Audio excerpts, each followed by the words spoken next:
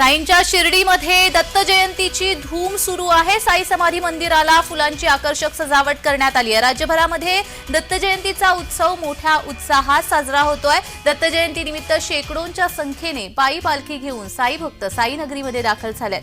दत्त जयंती निमित्त साई मंदिर गुरुस्थान आणि दत्त मंदिर परिसराला साई भक्त श्रीमती रजनी डांग यांच्या देणगीमधून आकर्षक अशी फुलांची सजावट करण्यात आली आहे। दत्त जयंती उत्सवानिमित्त दिवसभर शिर्डीमध्ये कीर्तनाबरोबरच विविध कार्यक्रमांचं आयोजन साई संस्थांच्या वतीने करण्यात आलंय। लाखोंच्या संख्येने भाविकांनी साई नगरीमध्ये मांदियाळी केली आहे। आम्ही हर वर्षी शिर्डीला साईबाबांची पालखी घेऊन येतो दत्त जयंतीच्या निमित्ताने आणि लय मोठा उत्सव असतो।